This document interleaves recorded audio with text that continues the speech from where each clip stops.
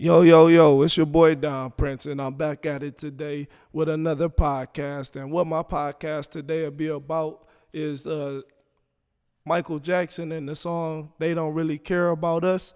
And I have the lovely Mucho Amor joining us today. She'll be giving her input on it as well. Hey everybody, yes, it's Mucho More, and yes, we will be talking about Michael Jackson and, his song, They Don't Care About Us.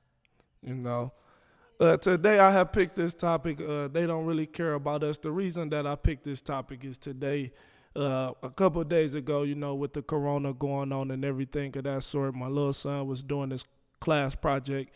And I seen that the class project required him, the music class required him to write a quick report about the song They Don't Really Care About Us. The weird thing is I seen and heard this song when I was about how old was I? About 5 or 6 years old when this song came out. I don't know how old you were when the song came out, but the thing that got me laughing is because my Yeah, son, pretty young. you was pretty young.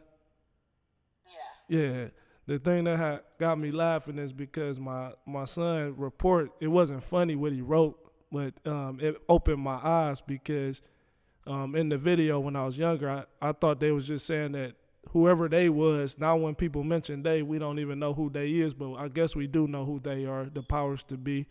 So while I was looking at his report, he said he was just talking about the police. And I laughed because he's talking about more than the police, but it made me think like the police is actually the start of all of it. From the they don't really care about us, the government is who they was. I would believe that Michael Jackson was referring to when he created this song, and it was no matter if you was black or white, they don't really care about us. Who is us? Exactly.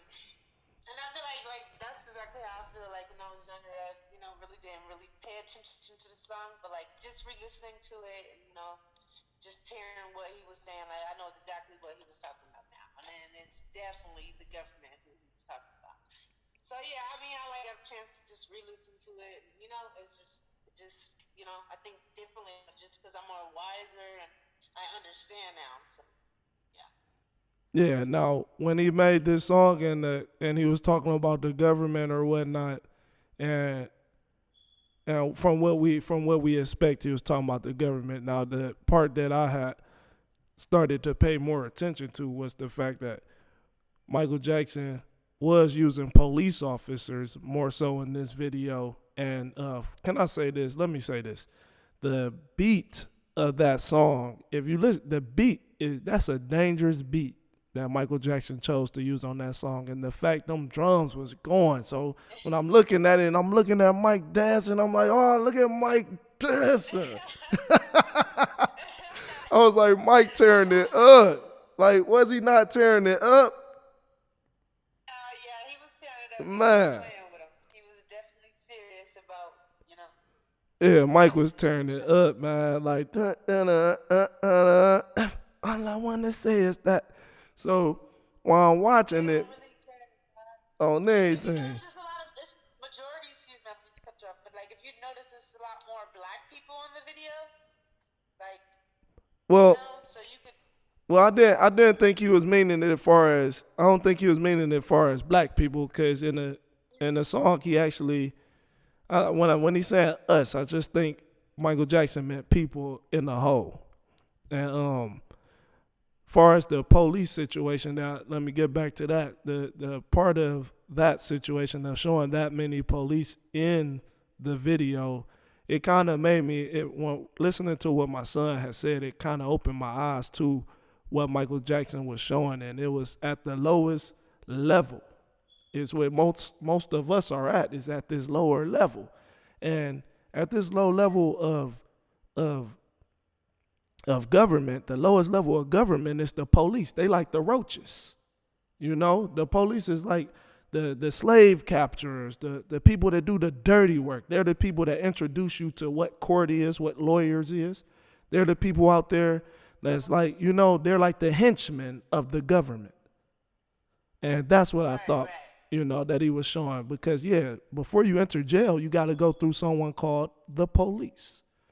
So that kind of opened my eyes listening to that song. And then while I'm listening to it, my eyes weren't open until I read what my son wrote, and his writing didn't point out. It just pointed out the fact that all he seen was police officers, so he thought that's who Michael Jackson was talking about. But I had to explain to him, like, when I was younger, I didn't have that person to explain to me what it is that Michael Jackson talking about. We just listening. I was told what Eminem was talking about was wrong, but I wasn't told that what Michael Jackson was talking about was right. I wasn't taught why that was right and what he was talking about. I had to experience and learn what Michael Jackson was talking about. Yeah. I just feel like his message is pretty clear, just what he's talking about. He's talking about his people and, the government and, we know it's way bigger, it goes way bigger than just that. But, like I said, his message is clear. And, yeah, So, I like the song. It was good to just go back and just see it again just because, it just made me feel good. Like I said, I didn't really understand listening to it back then, but just being able to listen to it again, yeah. yeah, listening to it now, like I said, when I heard the song again, it was still on my computer. I just and I'm just like, man, listen to this. You see the guitar?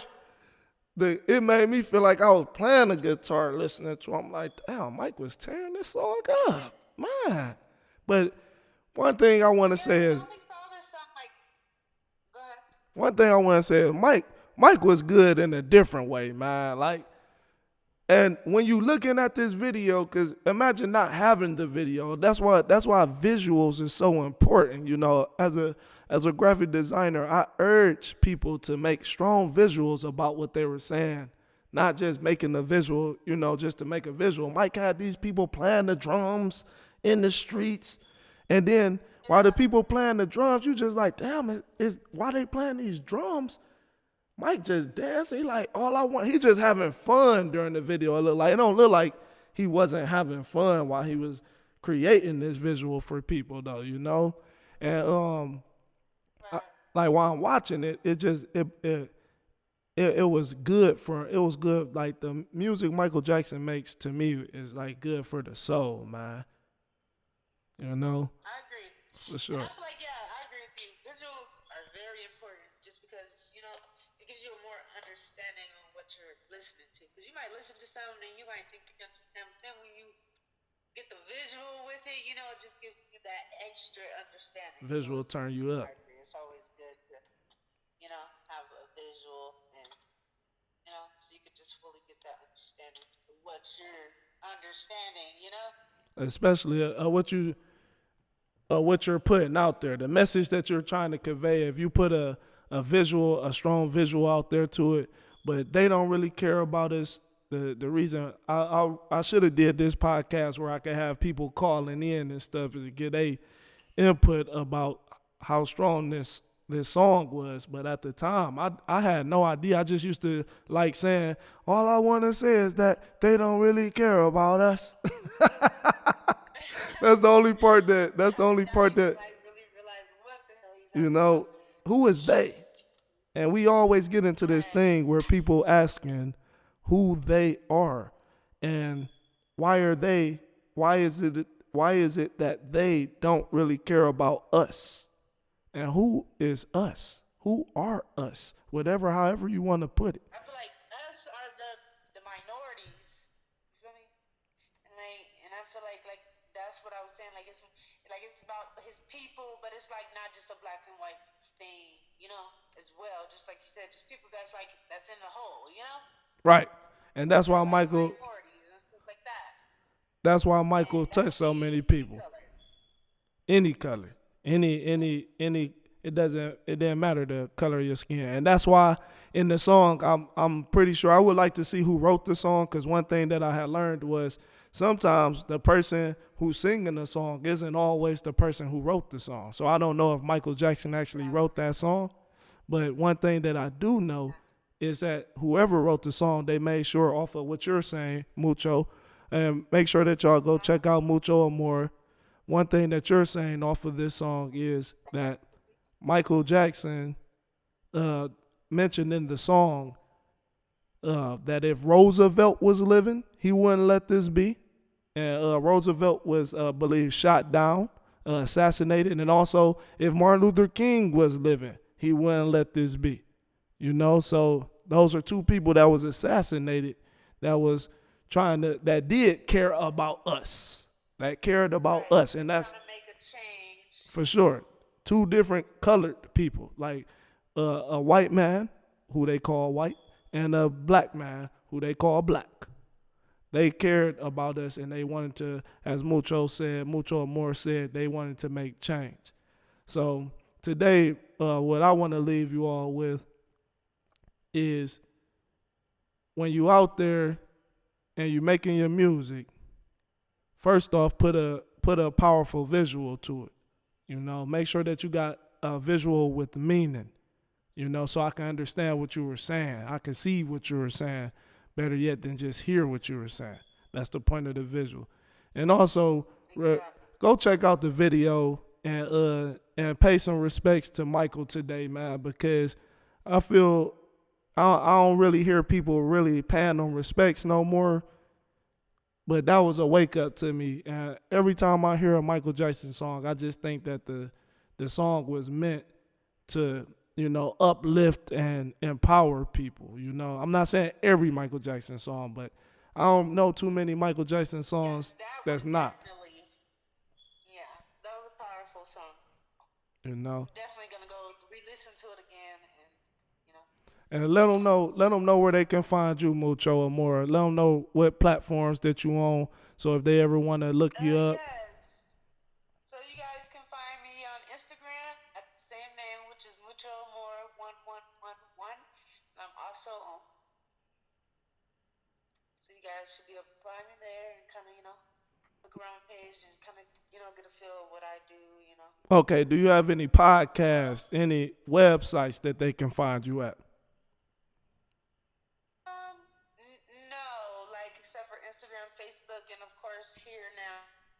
Okay, Like and I said, everything is pretty much under the same name, so it wouldn't be too hard to find me. okay. But yeah, She'll be under the same name. I'll make sure that her name is also in this video so you can find her on there. She also runs her own room or page on Facebook. And what's that page concerning? uh, yeah. So I actually have, you know, a page that I started myself that is called Express Your Talent, and basically what that is just trying to get people who have, you know, talents, trying to connect people who have talent. So, and that's like all over the world. So, and that's something that I'm trying to get started here where I'm from, which is Colorado. But getting people to come out and, you know, from all over the world, which is going to connect people who have talent. So it's just kind of trying to connect people. And then I also write poetry. So that's another thing that I do. Okay. Yeah. We go get her on here to recite y'all some poetry. And then she'll be a guest on this show again. Again, that's Mucho Amor. And thank you all for tuning in. Down Prince on Life. Y'all have a good one.